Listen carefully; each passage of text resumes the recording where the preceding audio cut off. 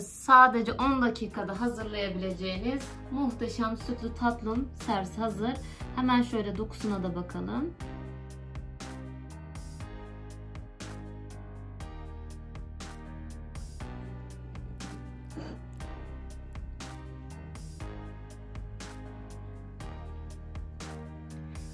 Sakız gibi bir kıvam, isterseniz kaşıkla, isterseniz de dilimleyerek servis edebilirsiniz. Buyurun hemen yapımına başlayalım. Herkese merhabalar, YouTube kanalıma hoş geldiniz. Bugün sizlere sadece 10 dakika içerisinde hazırlayabileceğiniz lezzeti enfes ve yalancı tavuk göğsülü muhteşem bir tatlı hazırlıyorum. İlk olarak tenceremin içerisine, mümkünse bu aşamada çelik bir tencere kullanmanızı tavsiye ederim. 125 gram tereyağı alalım. Yağımızı kızdırmadan eritelim. Şöyle yağım erimeye başladı. Tam erimesini beklemiyorum. Yağımız kızmasın. Bu aşamada 1 su bardağı unum var. Bunu mümkünse bir elekten geçirerek şöyle yağımın üzerine eliyorum. Unumuzun kokusu çıkana kadar 3-4 dakika kavuralım. Bu aşamada unumuzu yakmadan kavurmaya dikkat edelim. Unumuzun rengi dönmemesi gerekiyor ki tavuk göğsümüz böyle sakız gibi bembeyaz olsun. Şöyle helva yapar gibi unumu 3 dakika kavurdum. Farklı olarak bu aşamada 1 su bardağından 1 parmak eksik toz şekeri ekliyorum. Normalde bu aşamada sütü eklenir.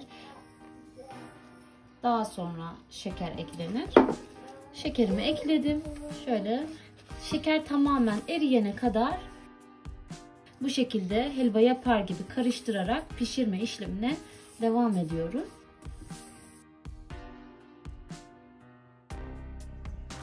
Şöyle hafif şeker eriyene kadar şu 2-3 dakikada pişirme işlemine devam ettim. Bu aşamada 1 litre sütüm var. Sütümüzü şöyle ağır ağır ekleyerek sürekli karıştırıyorum. Şöyle çırpıcıyla hızlıca karıştırmaya devam ediyorum. Karışımımı hazırladım. Göz göz olup kıvam alıncaya kadar sürekli karıştırarak pişirelim. Göz göz olup kıvam aldıktan sonra 1 dakika daha pişirdim. Şöyle karışımımın kıvamı bu şekilde olacak. Oda ısısında ılıması için ara ara karıştırarak dinlendirelim. Bu aşamada mutlaka ara ara karıştıralım. Üzeri kabuk bağlamasın.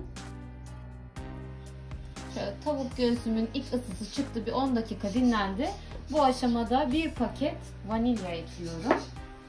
Şöyle blenderla sakız gibi bir kıvam elde edinceye kadar 2-3 dakika geçirelim.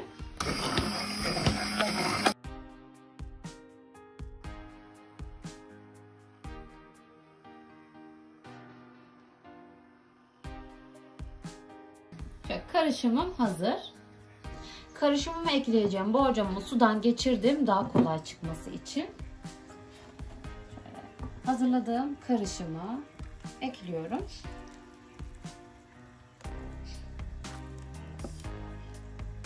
Şöyle her yeri eşit olsun, kontrol edelim.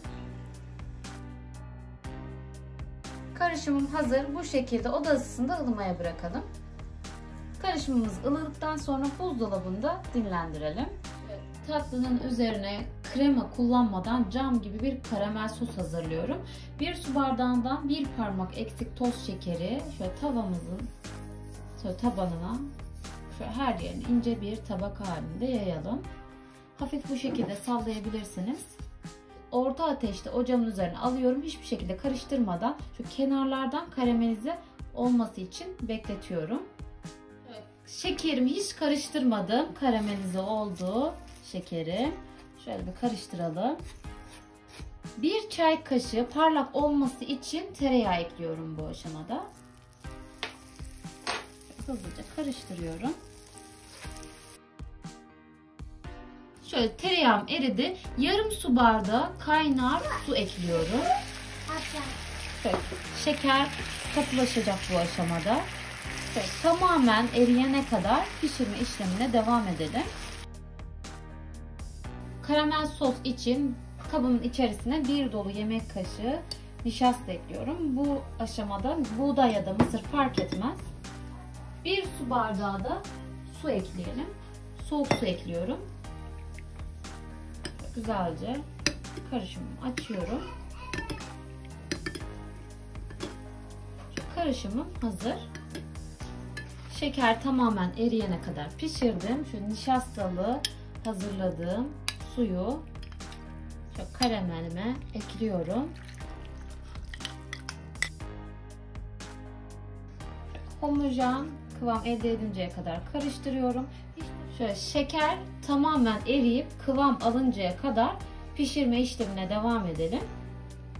Şöyle karamel sosum kıvam aldı. Karamel sosum hazır. Şöyle ilk ısısının çıkması için birkaç dakika dinlendirelim. Şöyle yaklaşık olarak 1 saattir buzdolabında dinleniyor. Üzeri kabuk bağladı tatlımın. Şöyle hazırladığım karamel sosu üzerine ekliyorum.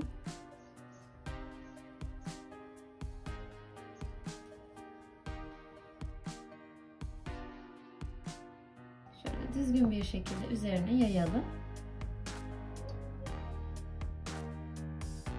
Tatlım hazır. En az 2-3 saat buzdolabında tatlımızı dinlendirelim.